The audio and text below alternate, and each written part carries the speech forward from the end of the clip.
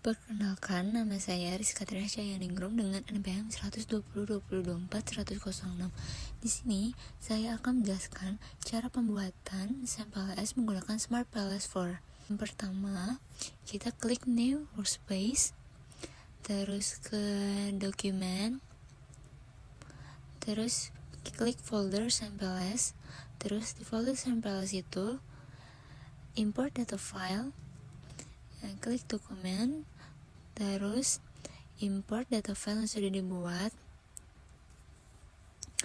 dan di sini ada datanya yang tertera, lalu import, dan di sini untuk indikator hasilnya. Selanjutnya balik lagi, back, terus pilih PLSM, ganti model name-nya, dan pilih latent variable, diklik, ganti namanya menjadi PSM, lalu klik OK. Selanjutnya ganti namanya menjadi KM, klik OK. Selanjutnya ganti namanya menjadi klik OK. Dan yang terakhir ganti namanya menjadi NMK, klik OK. Untuk merapikannya kita pilih select, rapikan sesuai dengan keinginan. Oke, kita rapikan. Selanjutnya klik set CTRL untuk PSM1 sampai PSM4, lalu dipindahkan.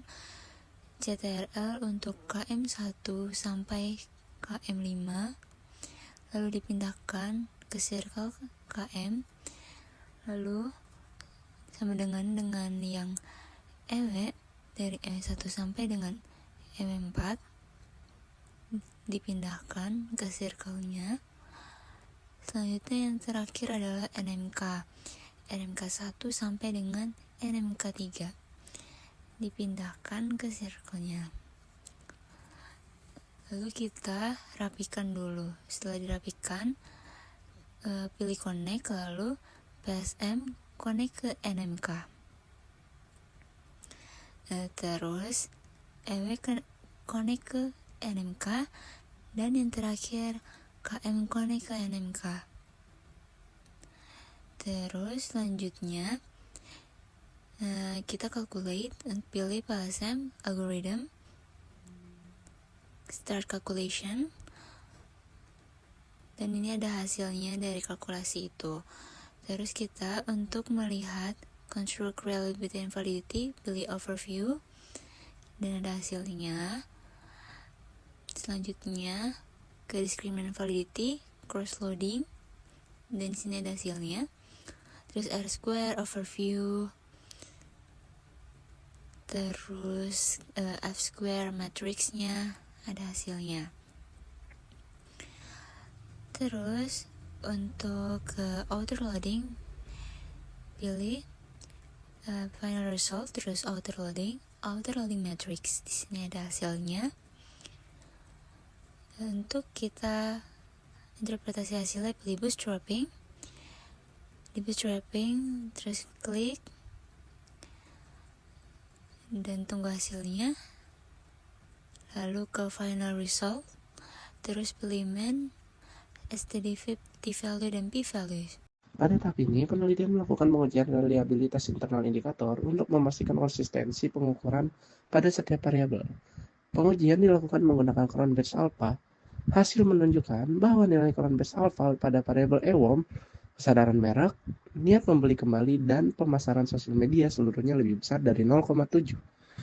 Hal ini menunjukkan bahwa seluruh indikator dalam penelitian ini bersifat reliable. Selain itu, reliabilitas juga diuji menggunakan composite reliability dengan acuan nilai RHOC. Hasil pengujian menunjukkan bahwa nilai composite reliability pada seluruh variabel juga lebih dari 0,7, sehingga dapat disimpulkan bahwa konstruk dalam penelitian ini memiliki tingkat reliabilitas yang baik. Selanjutnya, pengujian validitas diskriminan. Pada pengujian validitas diskriminan, kriteria yang digunakan adalah nilai loading indikator pada konstruknya sendiri harus lebih besar dibandingkan nilai loading pada konstruk lain atau yang disebut juga dengan cross loading. Jika kondisi ini terpenuhi, maka indikator dinyatakan mampu membedakan konstruk yang diukur, seperti A. EWOM atau disingkat EW.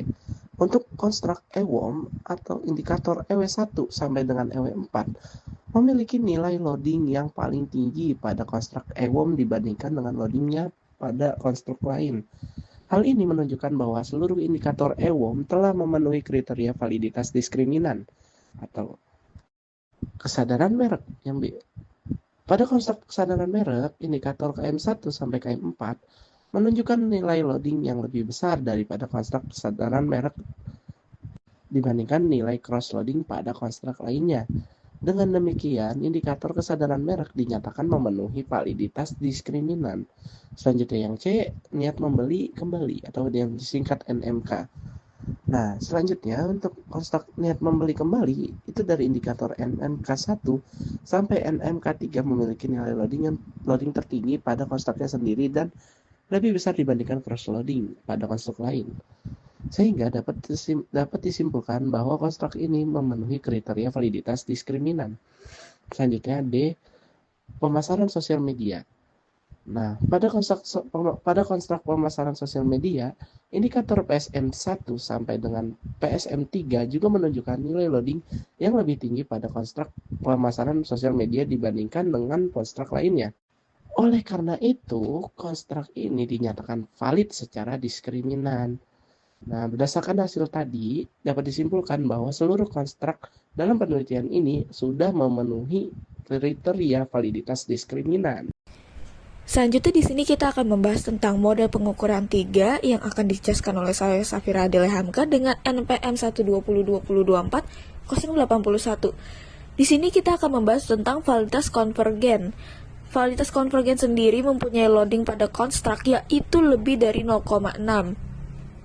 Ada di kisaran 0,6 masih bisa diterima untuk model reflektif menurut Hare tahun 2017. Lalu kita akan membahas tentang EWOM. EWOM 1 sampai dengan EWOM 4 mempunyai loading yang lebih dari 0,6. Ini memenuhi kriteria validitas konvergennya. Lalu kesadaran merek dari nomor 1 sampai dengan 4 mempunyai loading yang lebih juga dari 0,6. Memenuhi kriteria validitas konvergennya. Lalu C, niat membeli kembali 1 sampai dengan 3 mempunyai loading yang lebih dari 0,6. Memenuhi kriteria validitas konvergen. D, pemasaran sosial media atau PSM 1 sampai dengan PSM 3 mempunyai loading yang lebih juga dari 0,6.